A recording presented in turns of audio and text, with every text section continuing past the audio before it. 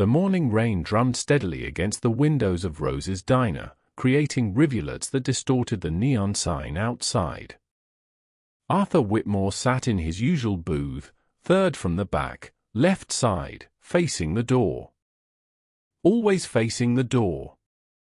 Old habits from 30 years in military intelligence died hard, even 12 years into retirement.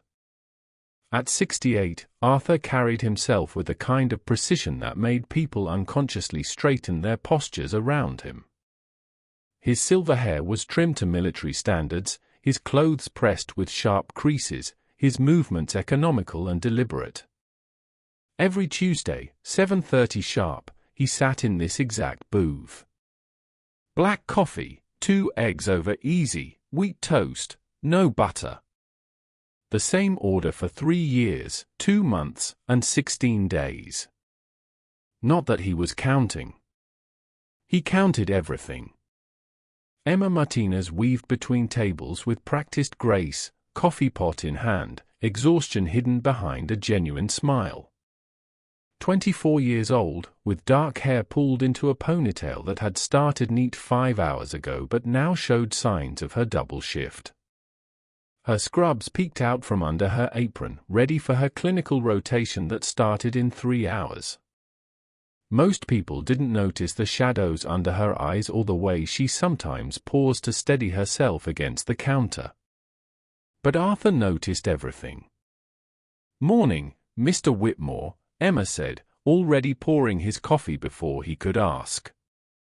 2 eggs over easy, wheat toast, no butter coming right up. Arthur nodded, a ghost of appreciation crossing his weathered features. He liked that she remembered. Efficiency was something he valued, but there was something else about Emma. A warmth that reminded him of. He pushed the thought away, as he always did. Emma moved to the next table, chatting with the construction workers who came in before their shift.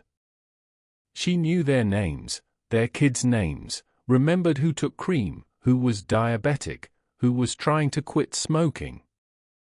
It wasn't just good service, she genuinely cared.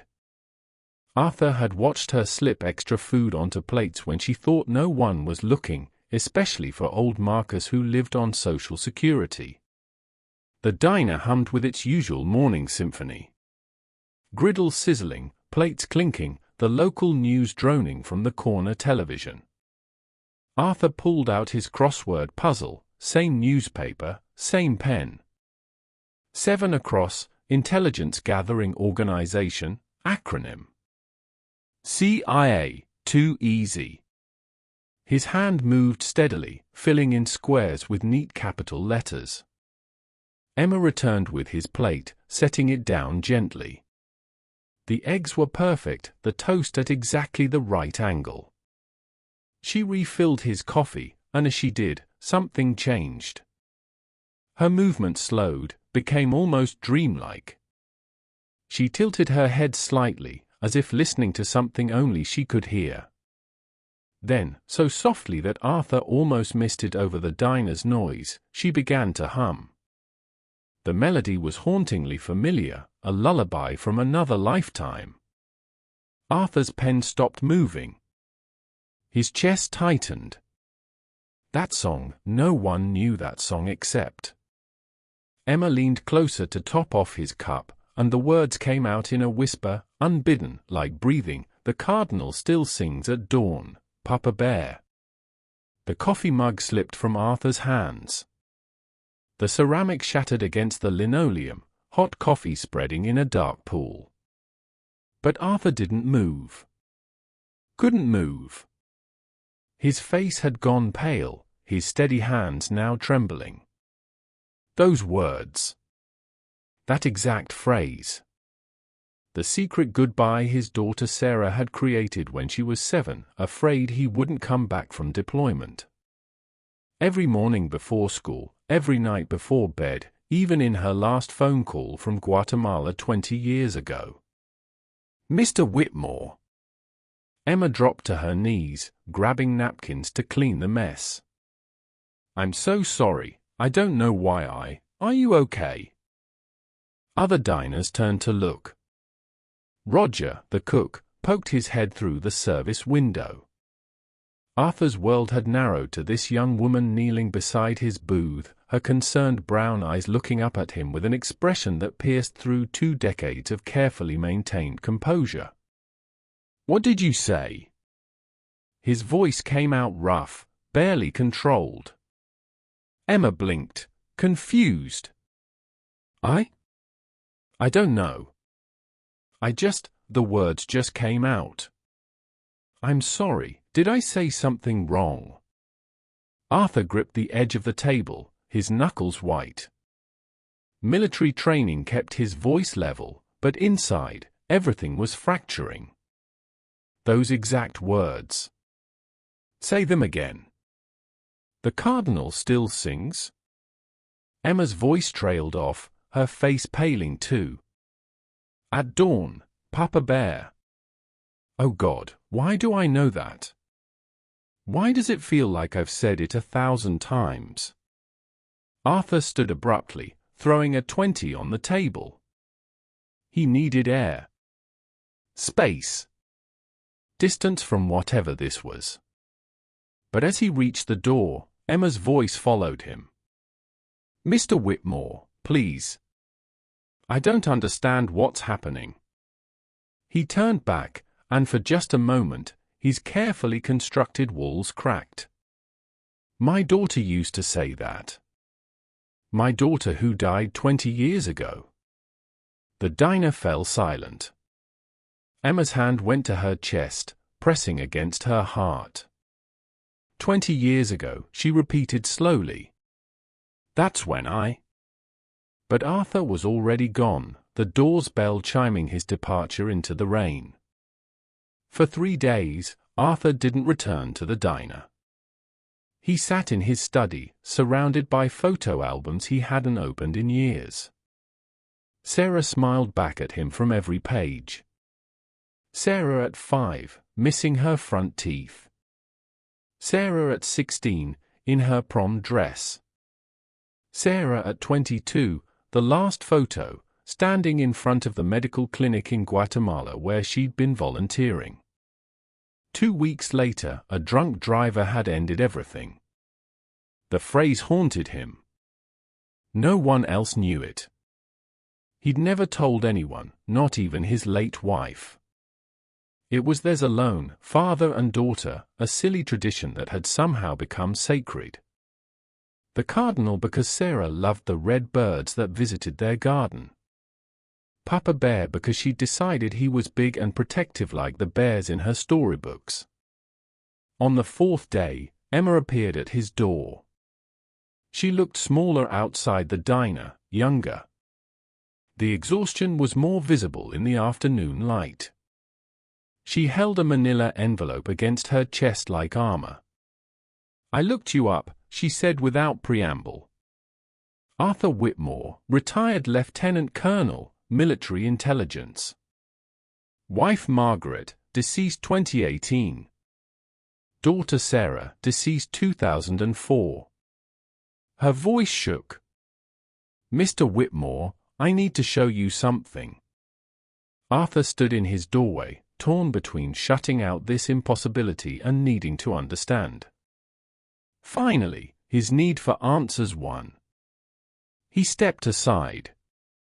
Emma sat on the edge of his couch, placing the envelope on the coffee table between them. After you left, I couldn't stop thinking about what happened. The words, the feeling. It's not the first time. I've had these moments. Dreams about places I've never been. Songs in languages I don't speak. And this overwhelming feeling sometimes when I see cardinals. She opened the envelope, pulling out medical records. 20 years ago, I was 4. I was dying. Cardiomyopathy, my heart was failing. I was on the transplant list for 2 years, getting weaker every day. Then, on March 15, 2004, we got the call. A match had been found. Arthur's breath caught. March 15th. The day Sarah died. Emma's eyes filled with tears. The donor was a 22-year-old woman. They don't tell you much more, privacy laws. But the timeline, Mr. Whitmore. The age. And these things I know that I shouldn't know. She pulled out another paper. I did research. There's something called cellular memory. It's rare, not fully understood, but some transplant recipients report memories, preferences, even skills from their donors. Arthur stood up, walking to the window. His reflection stared back, older, wearier than he remembered becoming.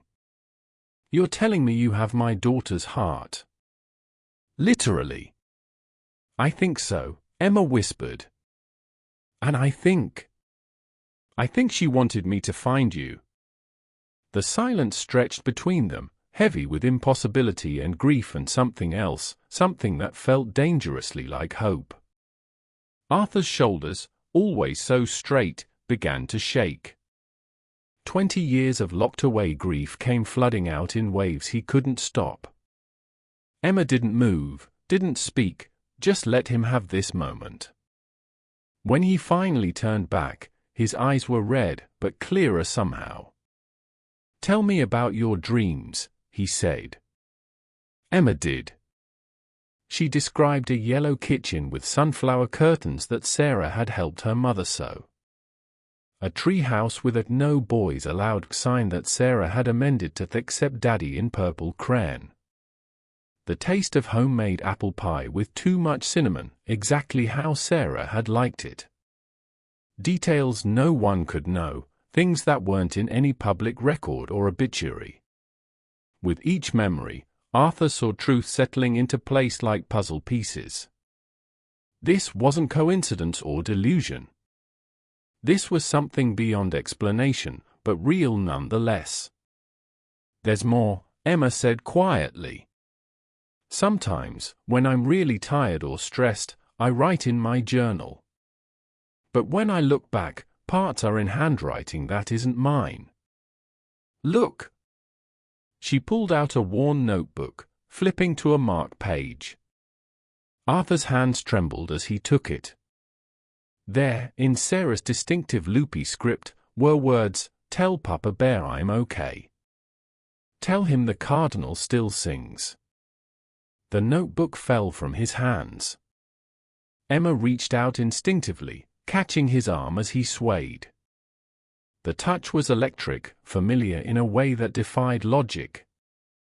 For a moment, he could have sworn he smelled Sarah's shampoo, the strawberry one she'd used since high school. She loved you so much, Emma said, and her voice carried a certainty that went beyond assumption. I can feel it. When I see you in the diner, there's this warmth, this feeling of safety. Like coming home. Arthur sat back down heavily, his world reshaping itself around this impossible truth. She wanted to be a nurse, he said finally. Said she wanted to help people, make a difference. Emma's eyes widened. I'm in nursing school. I never wanted to be before the transplant. I was 4, I didn't want to be anything yet. But after, as I grew up, it was like this calling I couldn't ignore. They talked through the afternoon and into the evening. Emma told him about her life, her struggles to pay for school, working 2 jobs to support her younger brother Diego since their parents died. Arthur shared stories of Sarah that he'd kept locked away, unable to speak them aloud until now. Diego has kidney disease, Emma admitted as the sun set. He needs a transplant soon. The medical bills that's why I work so many shifts. But we'll manage. We always do. Arthur recognized the stubborn pride in her voice. Sarah had been the same way, independent to a fault. But now he also heard the exhaustion, the fear she was trying to hide. That night, after Emma left, Arthur sat in Sarah's old room. He'd kept it exactly as she'd left it before Guatemala. Posters of boy bands she'd outgrown but kept for nostalgia. Medical textbooks she'd been studying. Her acceptance letter to Johns Hopkins for their nursing program, pinned to her bulletin board. She deferred enrollment for a gap year to volunteer. The gap year that became forever. He picked up a photo from her dresser, Sarah and him at her high school graduation.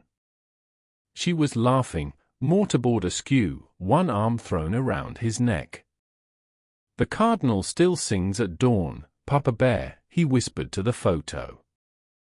"She really does." The next Tuesday, Arthur arrived at the diner at 7:30 sharp.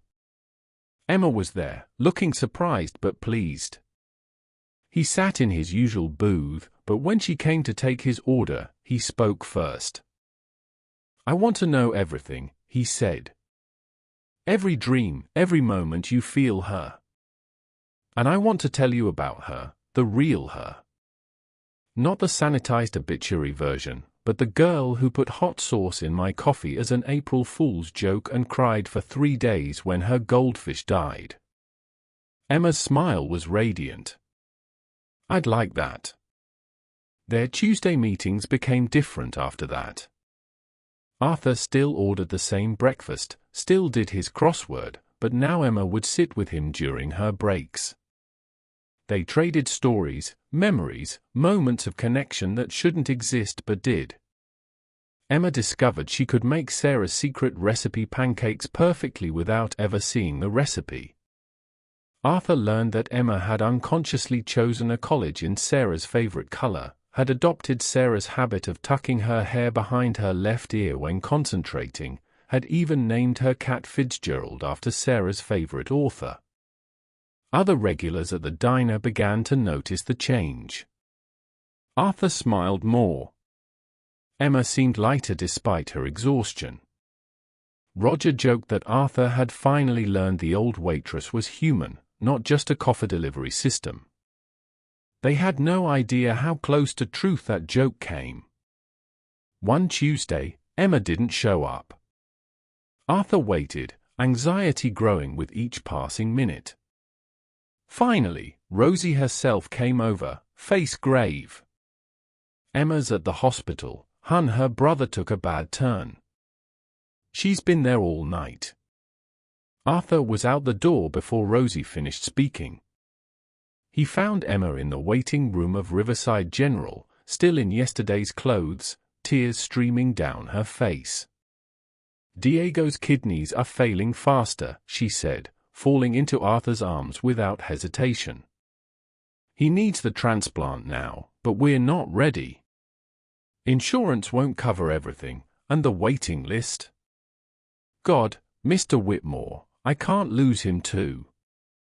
Arthur held her, feeling the echo of another daughter's tears, another moment of desperate fear.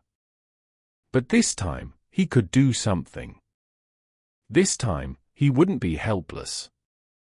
"You won't lose him," he said firmly. "Sarah wouldn't let that happen. And neither will I." Emma pulled back, confused. "What do you mean?" "I mean Sarah left you more than memories, Emma. She left you me." The next few hours were a blur of phone calls. Arthur hadn't used his military connections in years, but lieutenant colonels in intelligence don't forget how to move mountains when necessary. By noon, Diego was being evaluated by the best transplant team in the state. By evening, Arthur had quietly handled the financial gaps insurance wouldn't cover. "I can't accept this," Emma protested. "It's too much." Arthur took her hands, feeling the pulse in her wrists, the heart that had been Sarah's beating steady and strong. Sarah had a college fund. Full ride to Hopkins, never used. Just sitting in an account, gathering interest for 20 years. She'd want this. "She'd be furious if I didn't use it to help you and Diego." Emma broke down completely then, sobbing into his shoulder while Diego slept in the hospital bed, Fours keeping him stable. Arthur held her, remembering holding Sarah the same way when their dog died, when her first boyfriend broke her heart, when she got into Hopkins and realized how much she'd miss home. "There's something else," he said when Emma's tears subsided. "I've been thinking about Sarah's plans, her dreams. She wanted to set up a foundation, help kids get medical care in underserved communities. I have the money, but I never had the heart. Maybe we could do it together. Continue what she started." Emma looked up at him, and in her eyes, he saw Sarah's determination mixed with Emma's own unique strength. The Sarah Whitmore Foundation. The Sarah and Emma Foundation, Arthur corrected. "She chose you for a reason. You're not her replacement. You're her continuation. And your own person. Both things, impossible as that seems." Diego's transplant came through 3 weeks later. A match appeared on the list, almost miraculously fast. Arthur suspected his connections had helped, but he never said anything.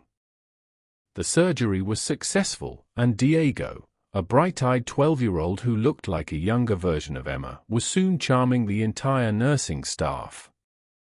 Arthur was there every day, bringing crossword puzzles for Diego, coffee for Emma, terrible hospital gift shop teddy bears that made Diego laugh. He was there when Emma graduated nursing school 6 months later, sitting in the front row with Diego, cheering louder than was probably appropriate for a retired military officer. The foundation launched the following year. Emma insisted on starting small, a free clinic in their neighborhood, but Arthur saw Sarah's vision in every detail Emma planned. She knew exactly where to put things, how to organize the flow, which communities to reach out to first. Some of it was training, but some of it was older, deeper knowledge. One evening, as they worked late in the foundation office, Emma suddenly stopped typing. She looked at Arthur with that faraway expression he'd come to recognize. "She's proud of you," Emma said, her voice carrying the different quality it sometimes had. "She wants you to know she never really left. Love doesn't live in the body, Papa Bear. It lives in the spaces between heartbeats, in the memories we carry, in the lives we touch. The cardinal always sings at dawn." Then Emma blinked, shaking her head. "Sorry, did I zone out? These grant applications are exhausting." Arthur just smiled, reaching over to squeeze her shoulder. "You're doing great, kiddo." 5 years passed. The foundation grew from 1 clinic to 3. Diego went to college pre-med, inspired by his second chance at life. Emma specialized in cardiac care, drawn to hearts for reasons that went beyond the medical. At Emma's wedding to James, a pediatric surgeon she met at the hospital, Arthur walked her down the aisle. It was supposed to be Diego, but he insisted Arthur should do it. "You're the closest thing to a father she's had since ours died," Diego said. "Besides, Sarah would want it this way." No one else heard Emma's whispered words as Arthur placed her hand in James's, but they echoed in his heart forever. "Thank you for being my Papa Bear too. Both of ours." The reception was at Rose's Diner, transformed with white lights and flowers but still unmistakably the place where it all began. Arthur gave a toast that had everyone in tears, talking about second chances, unexpected families, and the mysteries of love that transcend understanding. "Sarah believed in miracles," he said, raising his glass.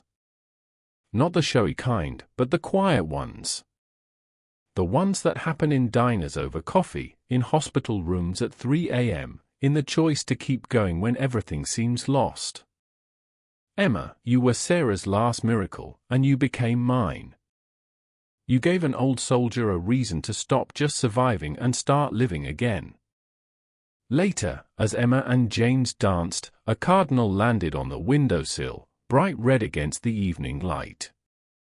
It sang once, clear and true, then flew away into the sunset. Emma caught Arthur's eye across the room and smiled, touching her hand to her heart. Arthur smiled back, finally at peace with the beautiful impossibility of it all. He thought of Sarah, not with grief now but with gratitude. She had found a way to keep her promise. The cardinal still sang at dawn, just in a different garden, with a different melody, but with the same endless love. Years later, when Emma's daughter was born, they named her Sarah.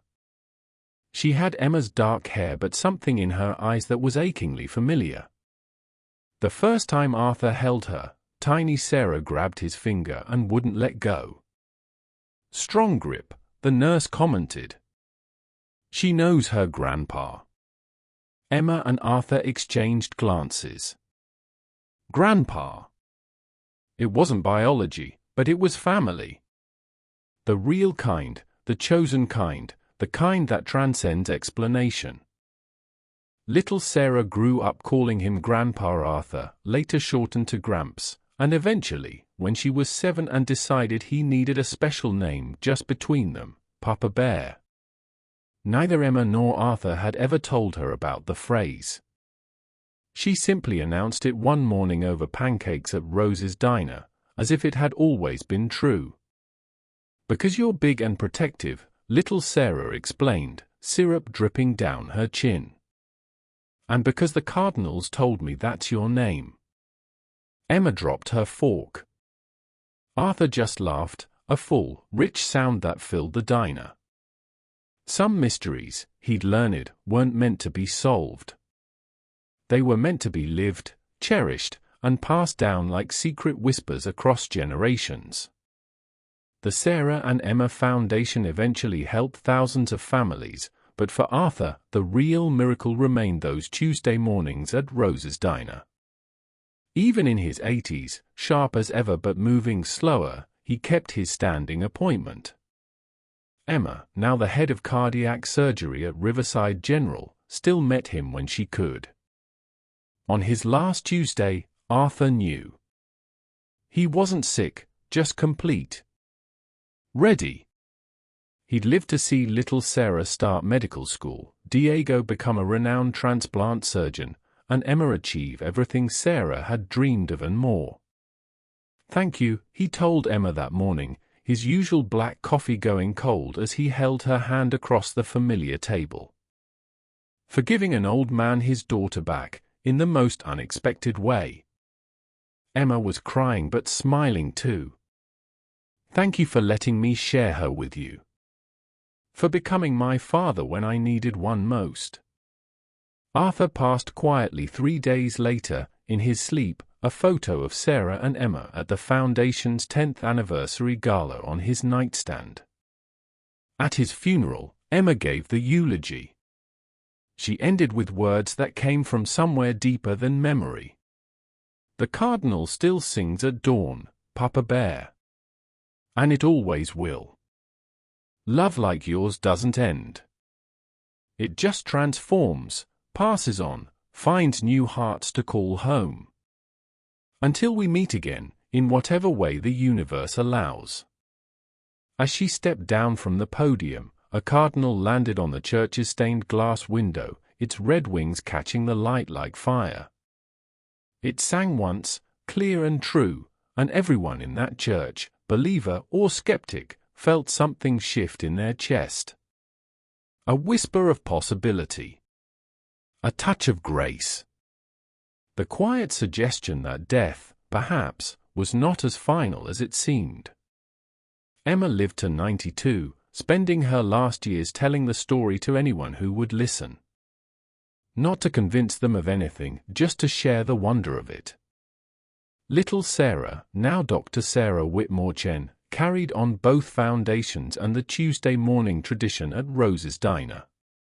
And sometimes, on quiet mornings when the light was just right, the elderly regulars would swear they saw 3 figures in that third booth from the back: an old soldier, a young waitress with kind eyes, and a 22-year-old girl with a smile bright enough to break your heart.